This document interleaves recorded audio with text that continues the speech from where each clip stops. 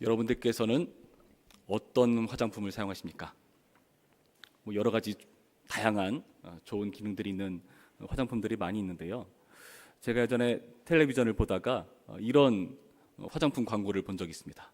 안티에이징이라는 말을 하면서 그거를 바르면 노화가 방지된다 이렇게 말을 하더라고요. CF도 굉장히 그럴싸해 보였고 거기 나온 모델도 매끈한 피부를 보여주면서 그렇게 광고하니까 혹하겠다 싶습니다. 그런데 정말 노화 방지가 가능할 것인가? 제 생각에는 아무리 화장품 기술이 발달했다 하더라도 아무리 애를 써도 노화 지연 정도는 할 수 있겠지만은 방지는 가능할 것인가? 잘 모르겠어요. 여러분 그런 화장품 광고에 속지 마시고 예, 그런 노화를 방지하는 것에 대한 그런 마음들을 우리가 좀 다시금 생각해 볼 필요가 있습니다. 여러분 우리가 왜 늙어가는 걸까요? 늙는다는 것은 어떤 의미냐 하면은 우리가 죽음으로 향해 가고 있다는 증거일 것입니다. 비단 그것은 화장품뿐만이 아니라 여러 가지 것들에서 우리가 어떻게든 죽음을 벗어나 보려는 노력들을 확인해 볼 수가 있는데요. 예전에 진시황, 불로초도 마찬가지였고, 줄기세포 같은 거 연구하는 것도 어찌 보면은 우리가 얼마나 더 오래 살 수 있는 것인가, 거기서 비롯된 연구일 것입니다. 또 요즘은 안드로이드라고 하는 그런 부분도 많이 발달하는 것 같더라고요. 안드로이드는 인간처럼 보이는 어떤 로봇을 말하는 건데 우리 몸이 망가지면은 이걸 로봇으로 교체하는 그런 이상한 연구까지도 해나가고 있는 실정들. 따지고 보면은 굉장히 많은 부분에 있어서 우리는 죽음을 극복하기 위해서 많은 노력들을 기울인다는 것을 알 수 있습니다. 굶어 죽지 않기 위해서 농업과 그 밖에 여러 가지 것들이 발달하기 시작했고요. 아프지 않기 위해서 의학이 발달하기 시작했죠. 우리는 이런 부분에 있어서 인류가 죽음을 극복하기 위해서 정말 많은 애와 노력을 쓰고 있다 하는 생각을 가질 수 있습니다. 우리는 어떻습니까? 우리도 마찬가지로 죽음으로 향해 가고 있습니다. 이 죽음은 어디서 비롯된 것일까요? 죽음을 어디서 비롯되었는가? 우리가 오늘 함께 살펴볼 소요르문답 13문에서 확인해 볼 수가 있는데요. 우리 함께 볼까요? 제가 질문을 하면 여러분 답변을 해주시기 바랍니다. 우리의 첫 부모는 그들이 창조되었던 상태 속에 계속하여 머물렀으니까 그들 자신의 뜻의 자유에 맡겨진 우리의 첫 부모는 하나님께 대항하여 죄를 지음으로써 그들이 창조된 상태로부터 타락했습니다. 죽음을 우리는 창조에서 벗어난 상태, 타락이라고 이해할 수가 있습니다. 타락이라는 것은 떨어졌다, 추락했다 이런 의미가 있어요. 그러니까 어디로부터 추락하고 타락한 것일까요? 당연히 우리가 창조의 상태에서 떨어지고 추락해서 어디를 향해서 추락할까요? 죽음을 향해서 추락하는 겁니다. 그래서 그 죽음과 사망으로 향해 가는 우리의 모습들, 우리 몸이 늙고 병들고 그 모든 것들이 죽음의 결과인 것을 알 수 있죠. 비단 우리의 육신만 그렇게 늙어가는 것이 죽음일까요? 성경이 말하는 죽음은 궁극적으로 하나님과의 단절을 의미하죠. 하나님과 단절됐기 때문에 우리는 죽음으로 향해 가는 것이다, 이렇게 이해할 수가 있습니다. 이렇게 우리가 죽음으로 가는 것은 바로 타락의 결과입니다. 타락이라는 것은 무엇입니까? 타락은 죄에서 비롯된 거죠. 범죄에서 비롯된 결과입니다. 오늘 우리가 읽은 이 소요르문답 13문에서는 그 범죄에 대해서 이렇게 설명해 주는데요. 하나님께 대항하여 죄를 지음으로써 그들이 창조된 상태로부터 타락했다, 이렇게 말하고 있습니다. 하나님께 대항하여 죄를 지은 것. 하나님께서는 이 땅 가운데 많은 것들을 창조하셨습니다. 마지막에 인간을 창조하시죠. 아담과 하와를 지으시고 그들에게 복을 주셨습니다. 그들에게 많은 것들을 맡기셨죠.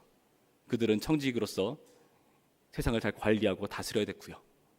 하나님의 뜻에 맞춰서 동물들의 이름을 지어주고 하나님의 뜻에 맞춰서 그 땅을 통치하고 다스리는 역할을 부여받은 하나님의 형상이었습니다. 그런데 이 아담과 하와가 하나님께 대항했다, 범죄했다. 하나님께 주신 말씀을 어겼기 때문에 그렇습니다. 하나님의 말씀을 어긴다는 것은 죄라고 할 수가 있죠. 이 죄에 대해서는 우리가 다음 시간에 자세하게 다룰 겁니다. 여기서는 하나님의 말씀을 어겼다 정도로만 우리가 언급하고 넘어가도록 하겠습니다. 하나님께서 어떤 말씀을 주셨죠? 선악을 알게 한 나무의 열매는 먹지 말아라. 그러나 그 명령을 어기고 그 나무의 열매를 먹는 죄를 범하죠. 하나님의 말씀이 무시되고 그것에 반해서 행한 그런 죄라는 것입니다. 하나님께서는 이 땅을 통치하고 다스리시는데요. 하나님께서 세상을 처음 창조하시고 그 창조된 세상을 운영해 나가시는데 이 창조된 세상에서 질서라는 게 있죠.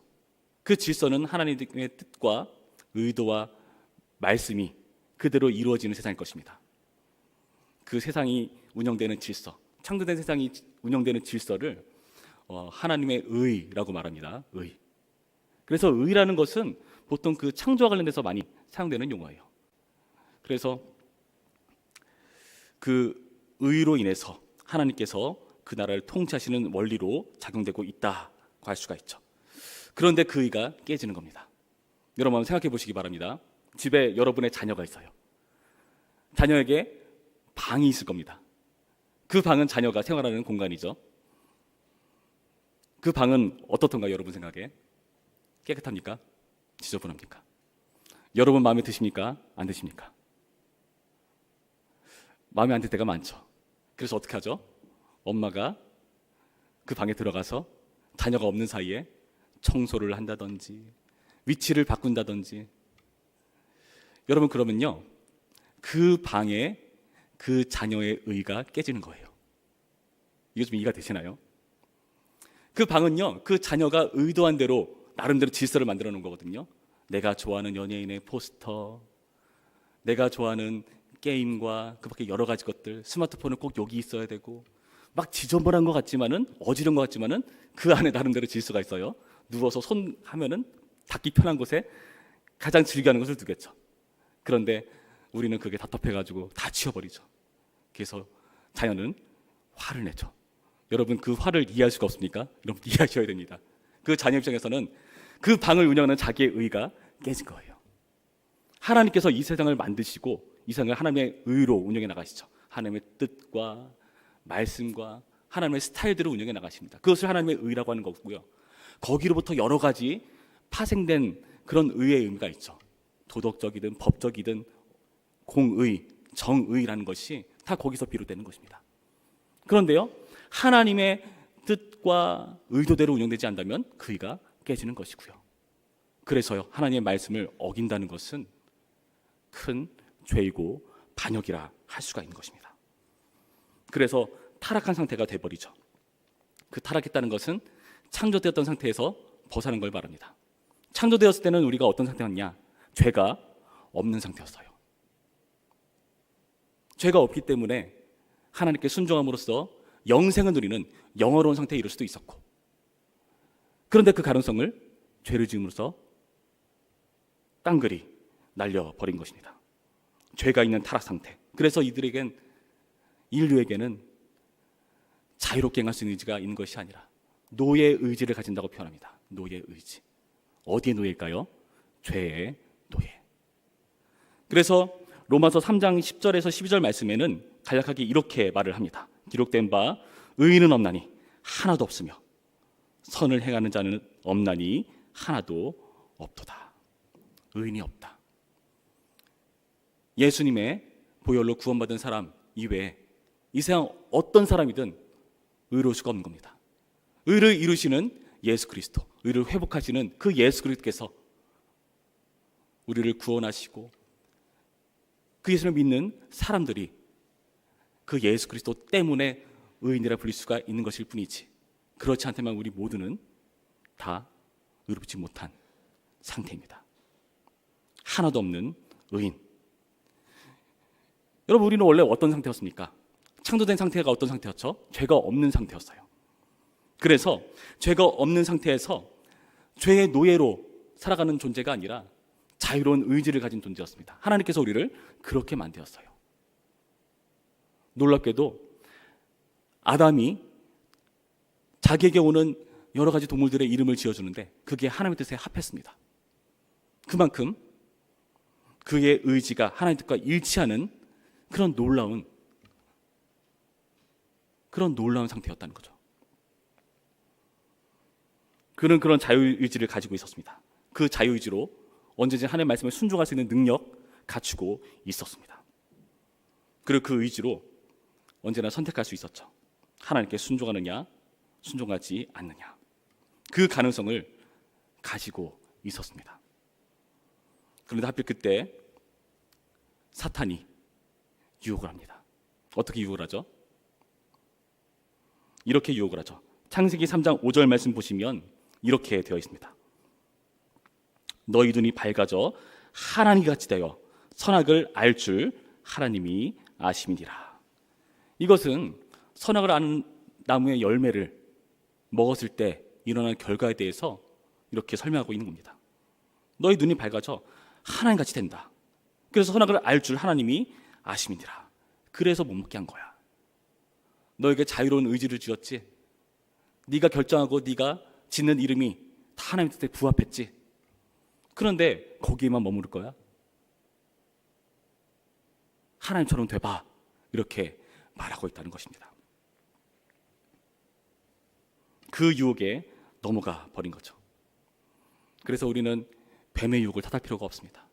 왜냐하면 그 뱀의 유혹에서 하나님처럼 된다는 말에 혹한 것은 우리이기 때문에 그 선택과 결정에 대한 책임, 죄에 대한 책임, 사망으로밖에 우리는 결과될 수밖에 없다는 것입니다.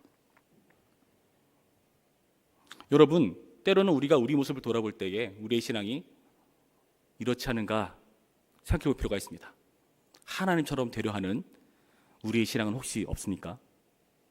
기도할 때 우리의 기도는 하나님의 뜻에 맞춰지도록 하는 과정이죠.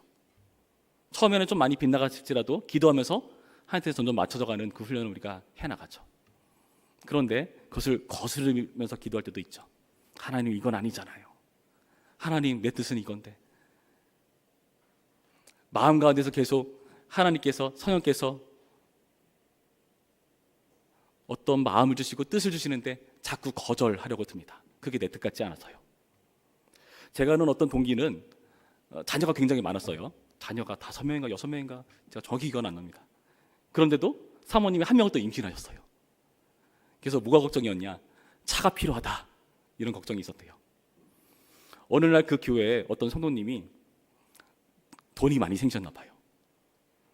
근데 기도를 하다가 갑자기 그 전도님이 계속 떠오르더래요. 어떻게 했을까요? 사탄아, 물러가라. 이건 하나님의 뜻일 리가 없다. 계속 거절하는 겁니다.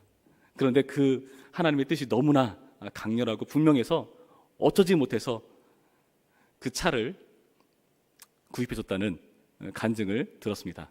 제 동기 전도님이었어요, 그 당시. 그래서 제가 그때 느낀 게 하나님의 역사를 보려면 애를 많이 낳아야 되는가 하는 생각이 살짝 들긴 했는데 여러분, 무슨 말입니까? 우리가 하나님의 뜻과 목적에 부합하기보다는 우리가 하나님처럼 되려 하는 길도 있다는 겁니다. 물론 우리가 내 생각에는 이게 그렇게 죄 같진 않아. 이 정도는 옳은 것이 아닌가? 이 정도는 괜찮잖아. 남들과 비교했을 때 이 정도 하는 것은 잘하는 거잖아 하는 생각할 수가 있습니다. 여러분, 우리는요, 우리가 그릇되다고 생각되는 걸 하지 않아요. 우리가 옳다고 생각되는 것을 합니다. 근데 선악을 아는 일에 하나님처럼 된다는 것은 무슨 의미입니까? 이게 선한 건지 악한 건지 이것을 내가 결정하겠다는 거죠. 하나님의 뜻에 맞는 선과 악이 아니라 내가 그것을 판단하겠다. 하나님의 말씀이 너무나 고리타분해요. 요즘 이 시대에 어떻게 이 말씀을 그대로 적용하며 살아갈 수가 있습니까? 저는 마음에 들지 않아요. 하나님, 성경이 이렇게 바뀌었으면 좋겠어요. 이런 문제들이 발생하고 있다는 겁니다. 그래서 이러한 모습들을 사사기 21장 25절에서는 이렇게 말하죠. 사람이 각기 자기 소견에 옳은 대로 행하였더라. 틀린 거랍니까? 아니요, 옳은 거래요. 문제는 뭐죠? 그 옳은 게 사람이 100명이면 100명 다 달라요. 그러니까 어떻게 합니까? 타협을 하죠. 야, 네가 하는 게 내 생각에 마음에 들지 않아. 내가 옳거든. 그런데 내가 옳다는 것도 인정받기 위해서 너도 옳은 걸로 쳐줄게. 여러분, 이렇게 가는 겁니다. 절대적인 진리가 없어지고 상대적이 돼버려요. 너도 옳고 나도 옳고, 그러니까 우리 서로 잘 지내자. 심지어 하나님의 말씀까지도 이런 식으로 다루려는 조짐들, 여러분, 우리는 분명히 경계해야 될 겁니다. 옳은 대로 하는 게 뭐가 문제겠습니까? 옳은 대로 하는 게 문제가 아니라 그 옳음의 기준이 자기가 된다는 게 문제라는 거죠. 여러분, 이런 모습들 때문에 우리는 진지하게 생각해 봐야 됩니다.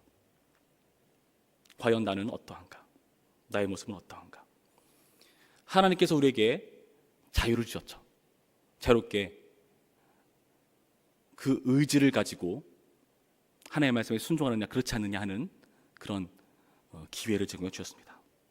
하나님께서 이런 자유의지를 주셨다는 것은 무엇을 기대한 걸까요? 당연히 순종을 기대하는 거죠.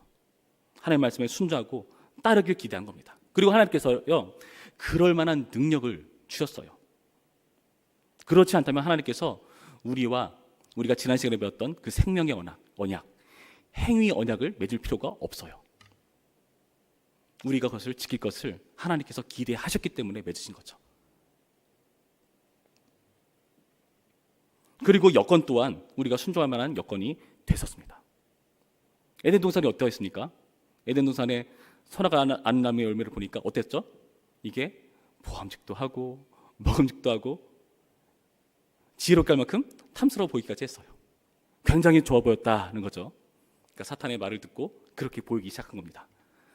그런데 보기 좋고 먹기 좋은 게 선악을 알게 하는 나무의 열매뿐이었습니까? 창세기 2장 9절 말씀 보면 이렇게 되어 있어요. 여호와 하나님이 그 땅에서 보기에 아름답고 먹기에 좋은 나무가 나게 하시니 동산 가운데에는 생명나무와 선악을 알게 한 나무도 있더라. 무슨 말이죠? 이 선악과 말고도 보기 좋고 먹기 좋은 열매 엄청나게 많았다. 그러니까 그 많은 것들을 누릴 수 있는 기회를 다 줘버리고 순종에 실패해버리고 만 것이었습니다. 순종할 능력 있었어요. 여건 됐습니다. 그러나 그 일에 실패해버린 그런 우리 첫 조상의 모습을 우리는 보는 겁니다. 이런 모습 보면서 우리도 생각해보죠. 누구나 한번 좀 생각해보지 않았을까요? 하나님께서 왜 하필이면 선악을 알게 한 나무의 열매를 만드셔가지고 왜 이 고생을 하게 만드시는가? 지난 시간에 다뤘지만은 오늘 이 부분을 좀 다룰 수밖에 없습니다. 여러분, 앞으로 소요리 문답을 이렇게 살펴보시면서 어쩔 수 없이 다시 다루거나 중복되어서 표현되는 분들이 많이 있을 겁니다. 그럴 때마다 여러분 이렇게 생각하시기 바랍니다. 복습한다, 예습한다. 저도 이거 다루면서 이게 안 겹칠 수가 없더라고요. 여러분, 선악을 알게 한 나무의 열매, 이게 왜 필요했습니까? 이것이 있어야 우리가 자유로운 존재라는 것이 드러나기 때문에 그렇습니다. 하나님께서 먹지 말라고 한 이 선악을 알게 하는 나무의 열매가 있어야만 이들은 선택을 할 수가 있죠. 하나님의 말씀에 순종해서 먹지 않을 것인지 아니면 먹을 것인지. 하나님께서 그 선택할 수 있는 선택권까지도 제공하시는 겁니다. 왜 하필 그 선택권을 주셔가지고 이렇게 힘들게 만드셨는가? 그렇게 해야 자유로운 존재거든요. 여러분, 자유로운 존재라는 것은요, 하나님께서 우리에게 순종을 요구하실 때 너는 순종할 수밖에 없어, 그렇게 만들었어가 아니라 하나님께서 우리의 의지를 보기를 원하시는다는 표입니다. 여러분, 제가 예전에 주유소를 들어가다가 어떤 늘씬한 녀석이 깔끔하게 차려입고 저한테 90도 인사를 하더라고요. 그래서 멀리서도 그걸 알아봤습니다. 저거는 사람이 아니다. 우리나라에 저런 비율이 있는 여성 난 본 적이 없다. 가까이 가서 보니까 로봇더라고요. 인사를 해요. 제가 그 인사를 받으면서 기분이 어땠을까요? 정말 인사 받으니까 기분이 좋다, 그랬겠습니까? 여러분, 많은 사람이 그 인사를 진심으로 여기지 않았을 겁니다. 그러니까 지금은 못 봤어요. 다 없어져 버린 것 같아요. 여러분 옛날에 이런 인형 있었죠? 가슴에 I love you 써 있습니다. 딱 누르면은 I love you 막 이렇게 소리 내는 거 있었죠? 내가 사랑이 너무나 고파요. 그래서 막 그걸 누르면서 I love you 소리 들으면은 막 황홀합니까? 아, 내가 사랑받고 있어. 그거는 그렇게 만들어진 시스템 안에서 그렇게 나오는 거죠. 그거는 그 물체에 의지가 담겨 있지 않습니다. 프로그래밍 된 그러한 물건일 뿐입니다. 그래서 우리는 거기서 아무런 감동도 느끼지 못하고 사랑도 느끼지 못해요. 하나님께서 우리에게 자유를 주셨다는 건 뭘까요? 우리와 인격적인 관계를 맺고 싶어 하시는 겁니다. 그래서 우리에게 그것을 요구하시는 거죠. 우리의 사랑에 진심이 담겨 있길 바라는 것이고 우리의 선택에 하나님을 향한 마음이 담겨 있기를 원하시는 겁니다. 그래서 우리에게 자유롭게 선택할 수 있는 의지를 주신 거고요. 그 자유로운 의지를 선택할 수 있는 어떠한 표지가 바로 선악을 알게 한 나무의 열매라는 것입니다.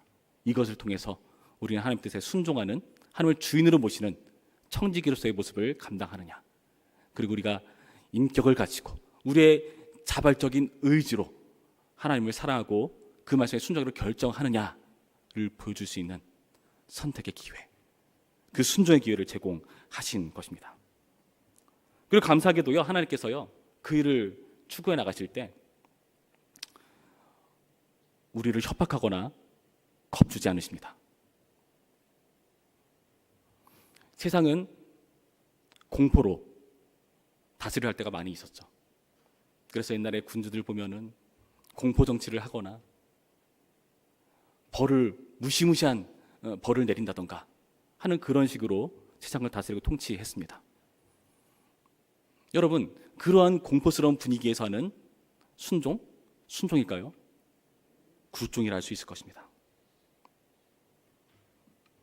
그들의 의지를 억지로 쥐어짜내는, 조장하려는 그런 태도밖에 되지 않는 거죠.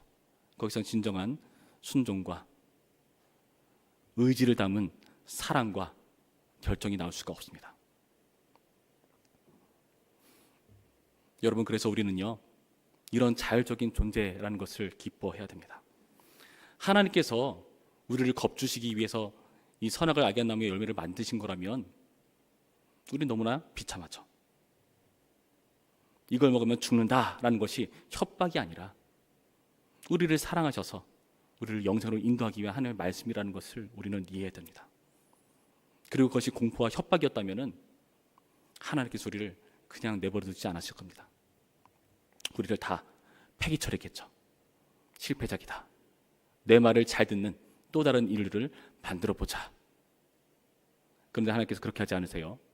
여전히 하나님의 형상이라고 부르고 계시고 여전히 우리를 붙들고 계시고 하나님과 단절되긴 했지만 그 관계를 회복시키기 위해서 예수님을 보내주시고요. 우리는 죽음으로 향해 가지만은 우리의 육체도 결국 늙어 죽지만은 그 시간을 지연시키셔서 우리가 복음을 듣고 순종할 수 있는 기회의 장을 계속해서 열어가셨습니다. 여러분, 그 기회가 우리 가운데 있다는 거죠. 그건 무슨 뜻입니까? 하나님께서 우리를 고치시겠다는 의지가 담겨있는 표현이라는 것입니다. 하나님께서 우리를 그렇게 사랑하시고 우리를 그렇게 바라보시며 우리와 사랑의 관계를 회복하길 원하시는 그 마음이 여기에 담겨 있는 것입니다. 여러분, 우리의 첫 부모는 그들이 창조되었던 그 창조 상태 그대로 머물러 있지 못했습니다. 하나님께 대항해서 죄를 지었고 그 죄 때문에 타락해버렸습니다. 자유의지를 가지고 그렇게 한 결과 죽음을 향할 수밖에 없게 되었죠.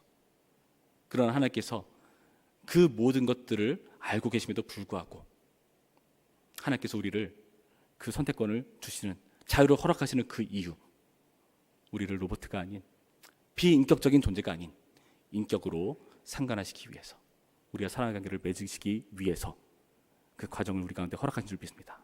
그리고 그렇게 하나님께서 말씀하셨다면은 우리에게 주님의 그 우리의 의지로 하나님을 사랑할 수 있는 그 단계까지 우리를 빚어가실 겁니다. 여러분, 우리는 그 과정 중에 있고요. 그 일을 위해서 예수님께서 죽으셨고요. 우리가 그 일을 위해서 오늘날 열심히 성경을 읽고 말씀을 보고 기도하고 상막이 성경 여러 가지 프로그램들을 우리가 공부하는 것이고 훈련하는 것입니다. 여러분, 이 과정을 잘 따라오셔서 정말 주님께서 기뻐하시는 하나님을 의지적으로 사랑하기로 결정하는 존재, 그런 자율적인 존재가 되기를 주님의 이름으로 축원합니다. 기도하겠습니다. 참 좋으신 하나님 감사드립니다. 이처럼 우리를 사랑하셔서 우리에게 자유를 주시고 그 자유의 결과 우리는 범죄하고 실패하고 말았지만 주님께서 우리를 사랑하신다는 그 자유를 저버리지 아니하시고 계속해서 기회를 주시고 관계를 회복하시기 위해서 열정을 내시는 그 하나님의 역사를 생각해 봅니다. 주님, 여전히 우리는 부족하고 여전히 우리는 비참한 상태 가운데 놓여 있을 때가 많이 있지만 그때마다 우리를 사랑하신 하나님을 사랑하게 하여 주시옵시고 예수님을 생각하게 하여 주시옵시고 그 주님을 의지하며 우리가 우리의 자발적인 의지를 주님께 순종하는 기회로 사용하는 그런 겸손한 자, 하나님을 사랑하는 자 될 수 있도록 이끄시고 역사하여 주시옵소서. 예수님의 이름으로 기도했습니다. 아멘.